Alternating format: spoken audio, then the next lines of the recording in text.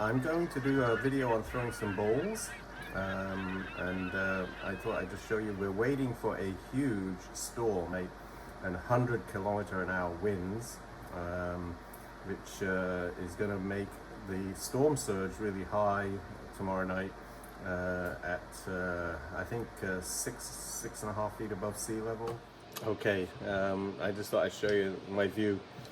Because all the birds are out there at the moment. I think because the storm's coming, they're all getting in here. I feed the birds, and they're all flooding in because I think they can sense it already. So this is a piece of recycled clay. I just have it here. I'm just going to quickly throw it as a practice run.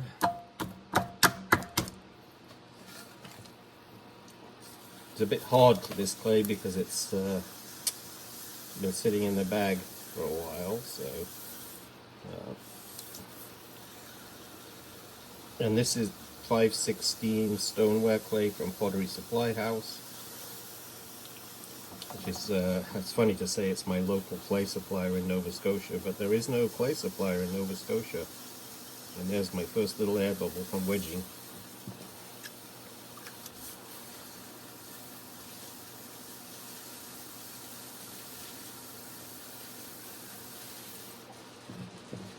There you go.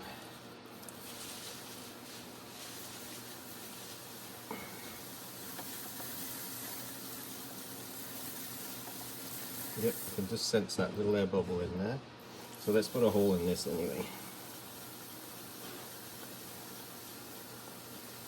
Just getting a feel for what the clay is going to be doing. Since this isn't even the clay, it's just me warming up basically. When you first started throwing on the wheel, it's nice to have a little warm up before you start throwing in regular pieces.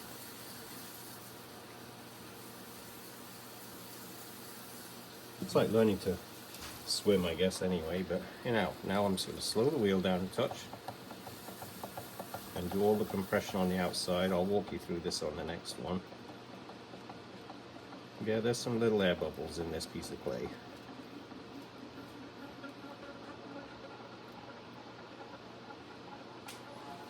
I don't wedge hardly at all, because I pug my clay when I'm actually using recycled clay, and that tends to get rid of most of the air bubbles in the pug mill. It's not a de-airing pug mill, but it still does a really good job. I just run the clay through it 3 times.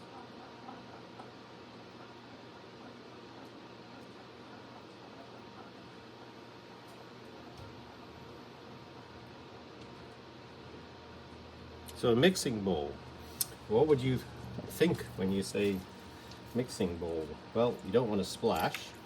You've got batter being mixed up in it, either with an electric mixer or with your hands. So I tend to think of a mixing bowl being fairly tall and sort of rounded shape, so it doesn't allow the liquid to be splashed out.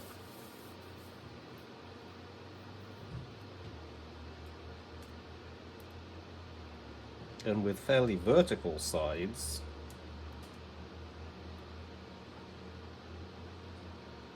so you've got some depth to stop the batter from from splashing out. And now put your fingertip right on the rim there. I always do that just to compress the rim. And that air bubble is right up there near the rim, because all the lifting that I was doing pushed that air bubble up there. So I'll be able to pop it out in a minute. There it is, right there. It's just one actually, I thought there were more, but when you're popping one out, just do that, open up the center, and then push your finger from left or from the right, and so you're pushing the air towards that hole, and then rotate your finger like that, and that'll get rid of that air bubble. And then you just have to recompress the wall a little bit. So I'm just going to use my metal rib to drag the water off.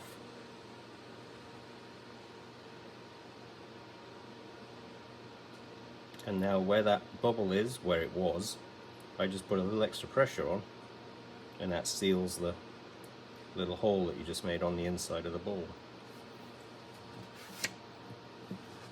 So basically you're just popping it in the center, and you can use your fingers to rotate around that hole and gradually reduce the circumference of the little spiral rotation you're doing, and it pushes the air towards the hole and then out.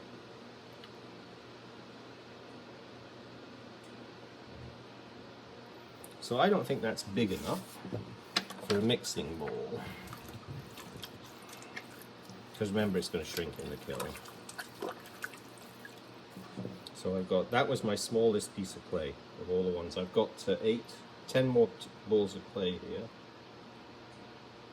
I'm getting the sludge out of the bowl. I might have to change my water, it's a bit messy.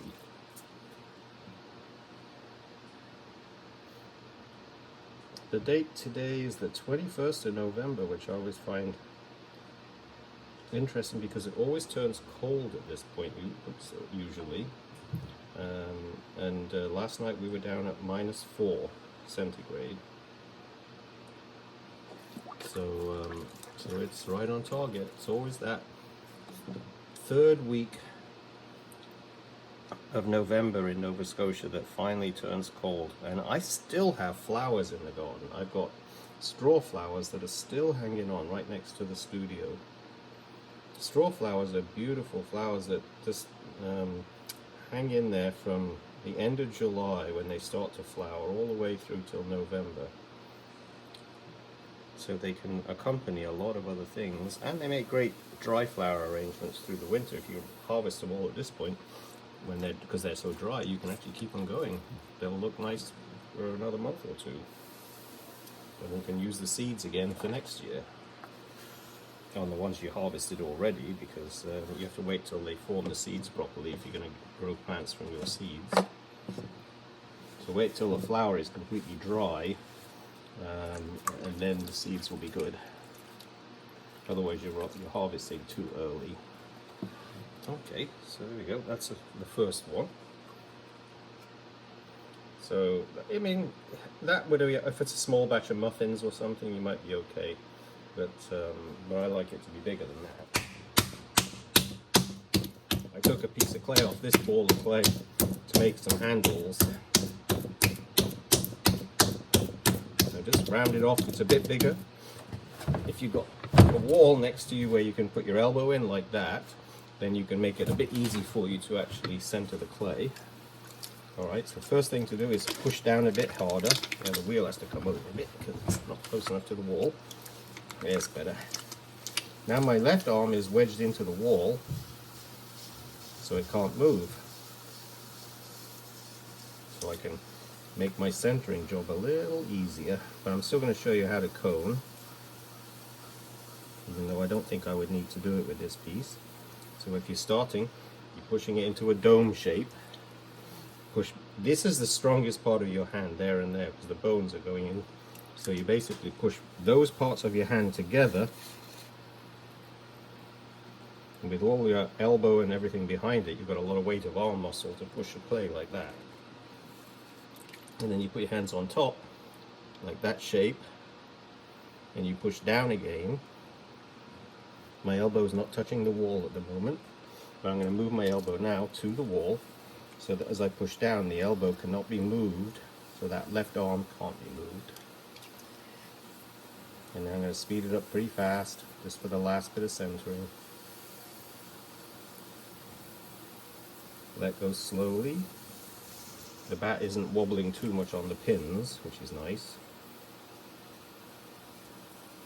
And that is totally centered. Let go very slowly at that point. So this hand stays on the wheel head, and this one is allowing me to see half the piece of clay. Now some people center with their hands like this. I like to do it like that because I can still see half the clay as it's spinning, and I can see whether there's any wobble as well as feel if there's any wobble. But anyway, here we go. And by rotating, you're still touching the entire ball of clay. Okay, putting a hole in the center. If you're a beginner, feel for the center, and you might feel like you can't tell, but you've got to be very sensitive with your fingertip and feel when the clay is rotating around your middle finger there. And you make a little dimple. And if it feels like it isn't going off center, it's still like a totally centered hole, then you can go for it. But don't go for it unless you can feel that. And I put this finger over that finger to push down, give me extra pressure. So push down, my left hand stays where it was,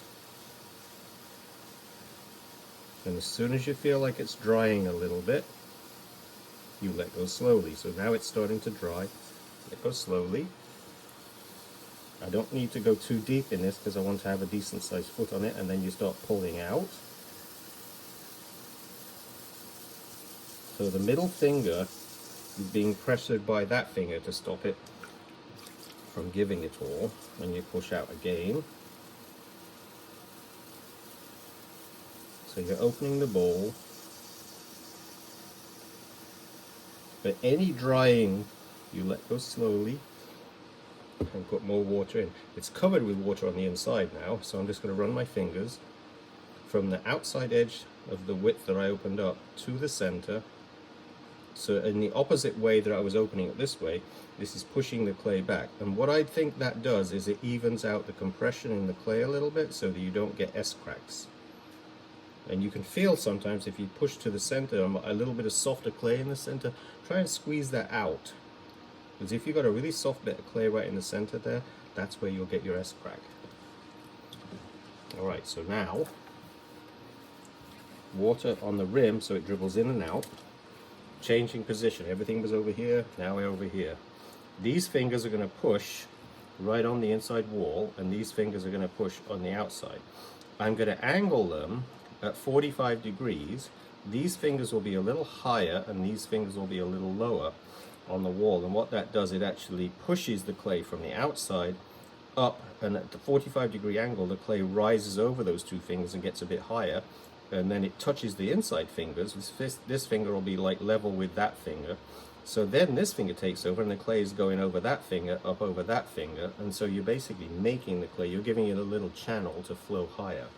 Alright, so let's hope it's still wet, so watch what happens. And I keep these fingers touching each other to show that their hands are working together. So not too fast, but decent speed, and you start the push and you stay in touch with the wet area just above your fingers. It's now drying. I'm going to let go, wet it again. I actually talked too long then, so it was drying faster because I should have done. As soon as you put the water on, you've got to start the pull. So there you go. There's the 45-degree angle with your fingertips. And the clay is squeezed up above your fingertips till you get to the top. And now it's drying again. Let go. Slowly. Don't let it stick. Don't press harder at all. Just start to let go as soon as you feel like there's dryness there. There's a little bump building up at the top, so I'm going to do a little mini pull here just to get that a bit thinner at the top where it was drying too much. Because you shouldn't let the clay get thicker above the wall underneath. There you go. That's evened it out. Dribble the water in the rim, all the way up and down. Same again. Outside fingers push, and the inside fingers are a bit higher up, but I'm pushing that lump of clay so it goes off my right hand, and that lump of clay then takes over with the inside fingers, and those fingers push that lump of clay up higher again. And this time, I'm not going to touch my finger on the rim up above, so it shouldn't dry out as fast, because my finger was dragging on that rim, allowing the water to be taken off before I got to it. See, this time the water stays there. So you've got to think about that when you're throwing, that is part of your hand touching the clay and not really doing anything, because then it's just removing water without any impact on the clay itself, just drying it out. So we go down with the water so it goes right to the bottom. Start again, and this time I'm going to do the pull, but I'm not going to squeeze as hard. I'm just trying to open up a little bit from the inside.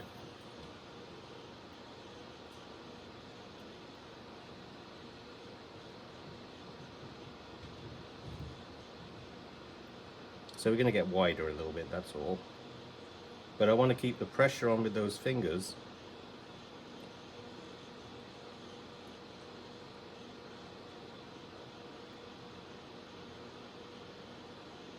Now the outside fingers are a little bit more vertical, but they're still, my second finger is still touching the clay before my middle finger on my right hand.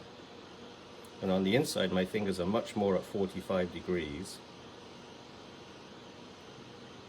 You'll see when I come off in a second. I'll try and show you, but I know we're getting close to the top of the picture at the moment. because this bowl is big enough. And then you let go slowly, touch the top with your other finger to compress that clay right up the rim. Now this is what shape I've got. Let's get the clay off my fingers. So those fingers are out there on that hand, and on the inside, these fingers, this hand here is on the inside. So these fingers are down there, and then these fingers are on the inside, and this is 45 degrees. This one's a little steeper than 45 degrees just because that's how I can hold it. My fingers, you know, it's a little easier to hold. So, but you've still got that kind of connection between this finger set and then this finger set. It's with the wall in between, and they're going up the wall like that. All right, let's get the water out now because we've got the size we need, and let's get you a better angle.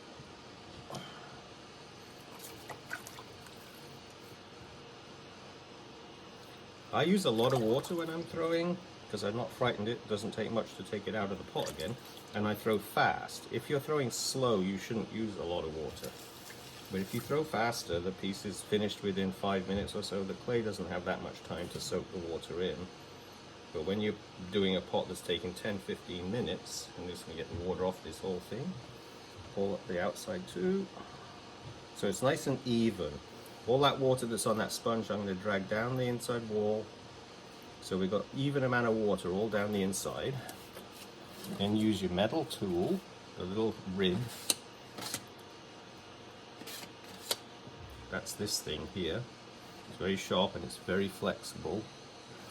And now I'm going to push with the inside fingers against the edge of the metal tool just to drag the water off on the outside.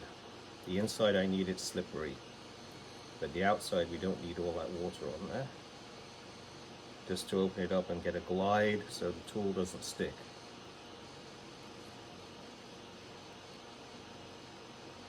There we go. Now this time I'm going to open up more by bending the tool a little bit. I'm going to open up the bowl a little bit more.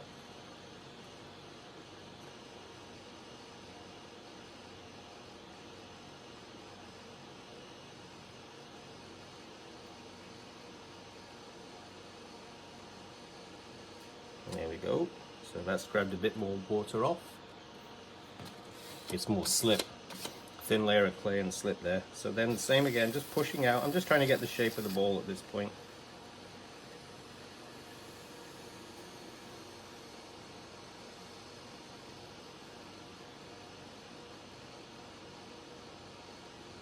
And now we're going to round it to the top. The wall at the top is pretty straight, curving out and then coming into a straight finish on the wall. And then if you feel like you want to do it, you can drag the metal tool all the way up the inside to grab the water off that you have left on the inside. Not much, there's just a little bit there. But that way you're not going to allow the clay to get any softer and actually make the bowl warp a little bit. You don't want the clay to get too soft. And just take a look. It's a pretty nice looking bowl this time, and it's way bigger than the other one. I'll just take a little clay off the rim at the bottom, not the rim, the foot. Whenever you finish a pot, you should always clean up the bat. The moisture is drying off the clay, but if it's surrounded by a wet bat, there's more humidity around the air of the bowl, so it just takes longer to dry. And then finally just use a cleanish sponge just to pull up the inside. Take the clay off the bat, get it nice and clean. That way it will dry faster. And I think the rim is pretty clean. This is that 516 stoneware from Pottery Supply House, so it's like throwing porcelain and all that. But, and that's a nice big bowl. Is it going to come off? Yes, it is. And there's the shape. So that, I think, would make a nice mixing bowl. All right.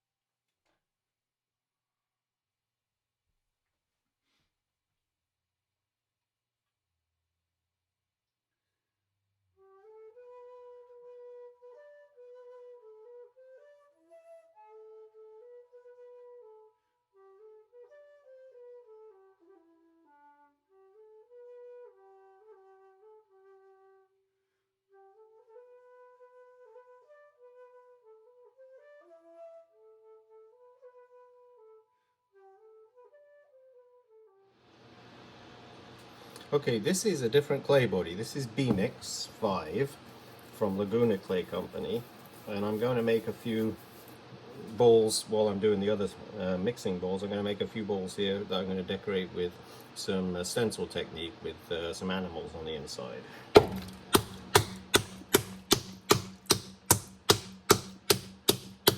Okay, so round it off a bit. This is stiff clay too.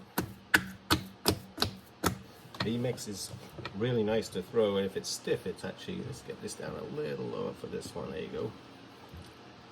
Okay, so I'm going to make a different shaped bowl here too. So we're basically trying to get rid of those foldy bits that were on the bottom there. I didn't add a lot of water at that point. Now I'm going to add a lot of water just to kind of cone it up a bit.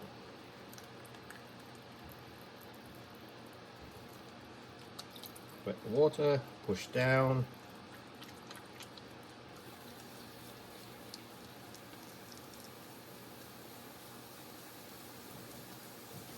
And wedge my elbow in the wall now. Try and finish the centering. So this bowl is going to be a shallower, wider bowl, because if you want to be able to see the decoration on the inside of it, you need to be able to see it when it's sitting on a table. So these will be inside decorated. I feel like there's a air bubble in this one too, but it's new clay, so we'll see. Feel for the center. Go down. Open up. And don't go too thin on the bottom. So let go slowly as it dries. Run your fingers from the outer edge to the center.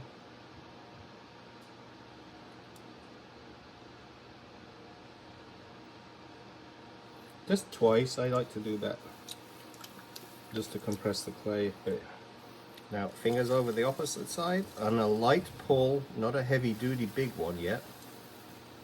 I'm just trying to feel and even the wall up on the inside, you know, outside and inside, to the rim, so I can get a feel for what's in there. If there's any ripples, air bubbles, or anything. There's something just there in that height. So I'll probably compress a bit down there now to kind of see if I can get rid of that, and then I'm going to do the pull.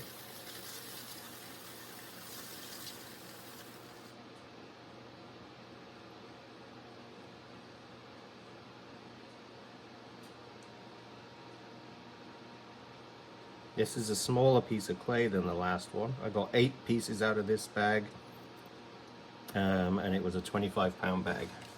So what's that make it at? 3 and a bit. And I don't weigh it, so it's basically, all of them are around 3 pounds in this bag here. I'll just show you a couple of these, because they'll be shallow. Now I'm pushing in deep on the outside and pushing back now on the inside with the 45-degree angle.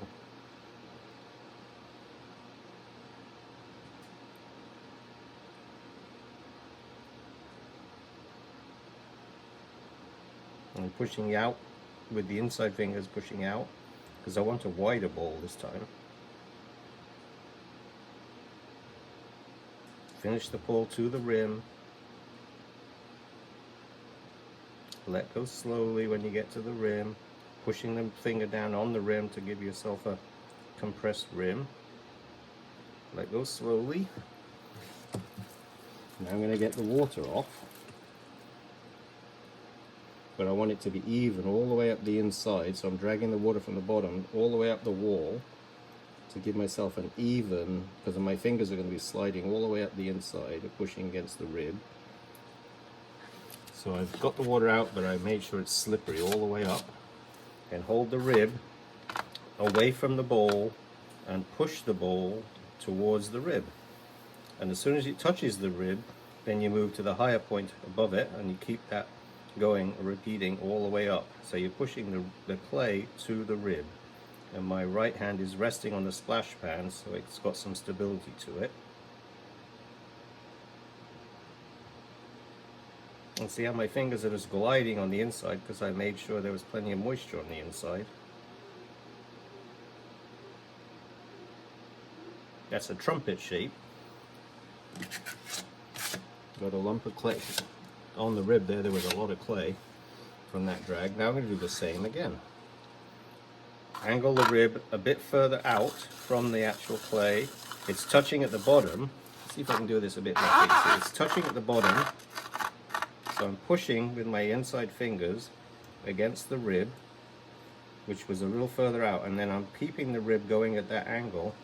It supports the clay underneath where my fingers are, but stretches the clay out and makes the bowl wider. And you can see, because the rim is now having to reach out a lot further to get as wide as the wall underneath it. And then let go slowly, but compress the rim a little bit there. Let's see if I can get in there. This part here, can we still see that? Yep. This part here, I'm going to try the middle part of the bowl, just not the bottom, but the middle area up, and widen just that part, because I like the curve a bit better than the one we've got.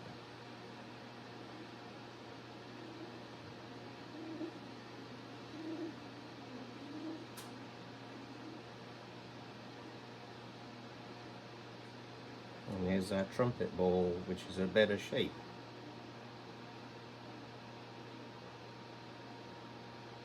And let go slowly, but press your finger on the rim so you don't let it get thin on the rim.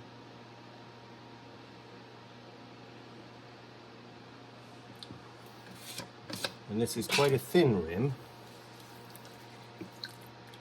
but we've got a much different shaped bowl here. Now I'm going to get the water, the inside there, smooth a bit. I probably should throw with a different sponge, because this one's getting worn out, but I like it because it's so soft. And then I'm just doing that on the rim just to get rid of the slip that built up on the rim. And then I'm going to open it out just a touch more at the rim. So I like that trumpet flared shape at the rim. This is a salad bowl.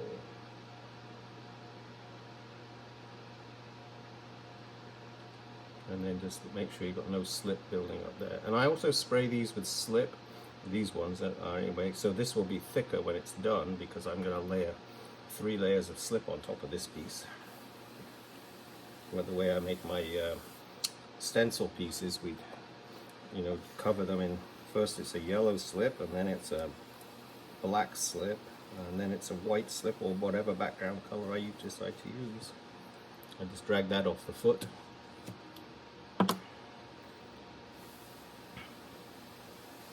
And let's give you an idea of what kind of shape this is. Much different to the other bowls. Right, it's a really pretty shape, and it'll be trimmed in even finer than that for a nice, not tiny foot. You don't want to make it unstable, but a nicer foot. Okay, the bowls are actually dry, just past leather hard, I would say. I can just pull pieces off with my fingers, so we know that they're actually not totally dry, but they're fairly firm. So now I'm just going to do the basic trimming, which is normal for most bowls that I make, using the giving grip. Let's do this one here. I got 3 of them, remember? So I did the small one. I'll do this is the largest one, I think. So this is like a 3.5 pound bowl, I think, in weight. May have been 4 pounds, I can't remember. Okay, so I have to trim those large sort of mixing bowls now. I did the small one, so they're perfect for trimming. These ones are the 2 bigger ones. I'm using a Giffing grip, and I can pull a bit of clay off, so it is just leather hard, but it's stiff leather hard. So I'm using this trimming tool to start with, and then I finish up with a little square tool here. This is a Kemper R2, and this one is a Kemper HM2. Yeah, it looks like the rim is centered, but the bottom has a little wobble there, so I can knock that off straight away.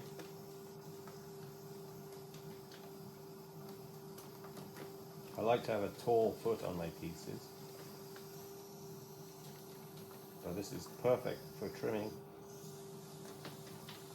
If you trim too soft, it means that the trimmings just stick to your tool or stick to the bowl as they fall away.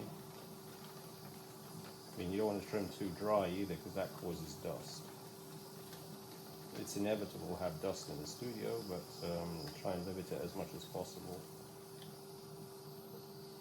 Actually, my first experience in clay, when I was about 13, 14 years old, we were in a pottery room for a class, and it was just the teacher was sick or something, so we had a substitute teacher, and we were sitting there's not enough room in the class, so we were sitting at the wedging table of a pottery room, and we were using our pens to play noughts and crosses on the piece of plaster, and we got a detention.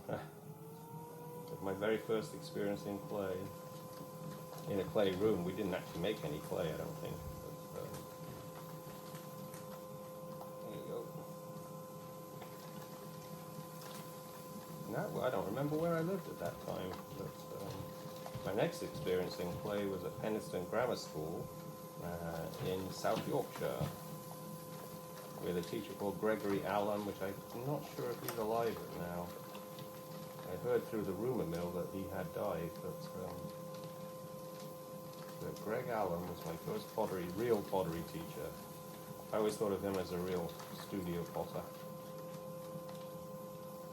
He actually looked like, there was a band called Slade back in the 70s, and Noddy Older, I think, was the group's singer, and my pottery teacher looked like him with the same big hair. Ah, a blast from the past.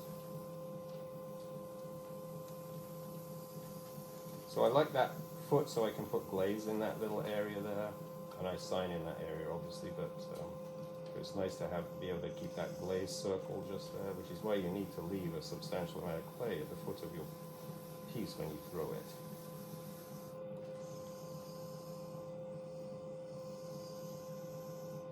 And then use a brush to get rid of it. And then I finish up with this one because it has a little square edge, so I can actually just define that little edge just there.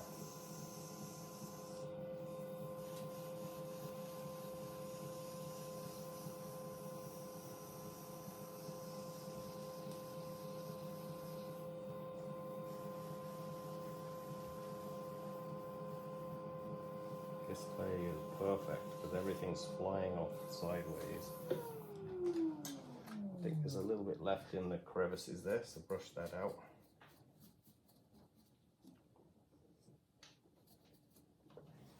And then I always do fluting, which is hard to do at first, but if you practice this, you'll be able to do it. Because I think the bottom of a bowl or the outside of a bowl is often an afterthought, because everybody looks at the inside of the bowl. So it's nice when they turn it upside down if there's something down there that actually is attractive. But doing this evenly is the trick. So when you just get used to that, and then because I overcut sometimes, I just go back at that point and knock off that. And if I've touched it up there, there'll be some little marks, so I like to go up there and just knock that off too. And that's it.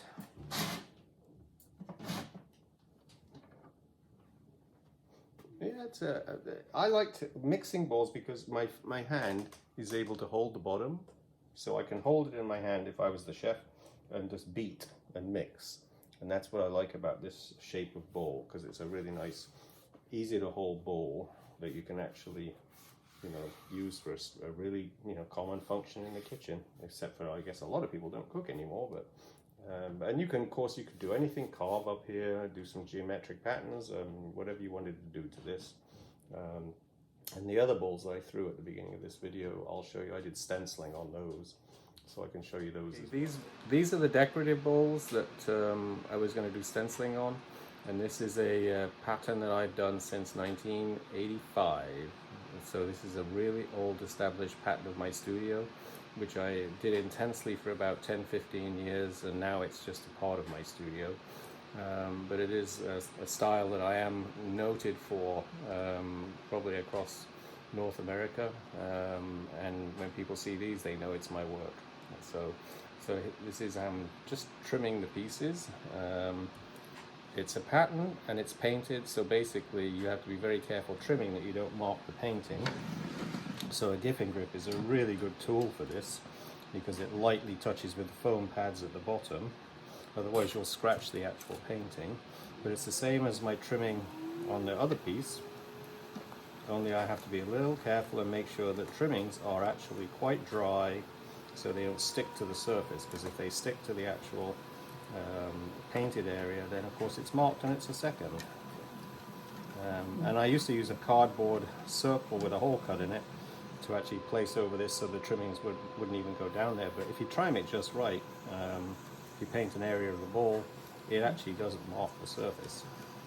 So it's all about timing, and as you can see, the trimmings just fly right off without leaving any mark.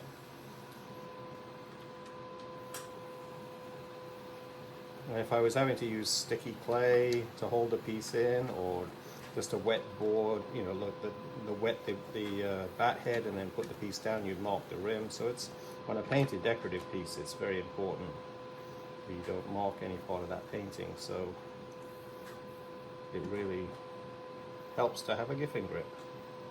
It's a Christmas present for everybody, I guess, this year. They've been around for a while. Bailey Pottery has their own make of these. I think it's maybe a different mechanism, I'm not sure. I haven't used one, but I've had this gifting grip in my studio for decades now. So. And this is the original one, so this is a really good gifting grip.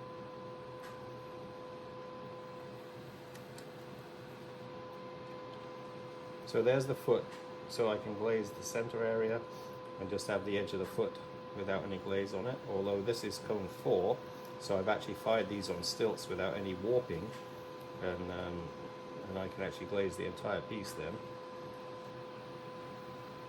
There's a little mark there.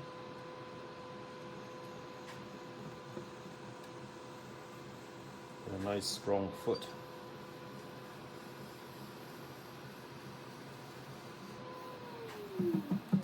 And then very carefully, so I don't go over, I've left this a bit high so I can trim a bit more off.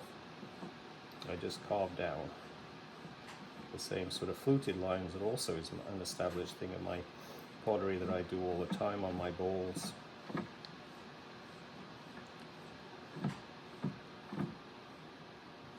And then I can actually go back into the foot. If I've marked it by touching it, because I was doing that quite routinely, I can actually just trim that flat again.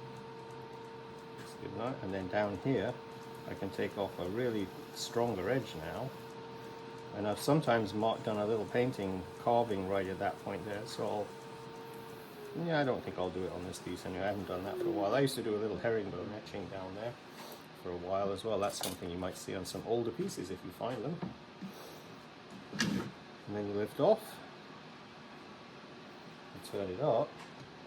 And I have to clean up the edge just a touch. And this part of the gifting grip, those pieces come out just by sliding them out.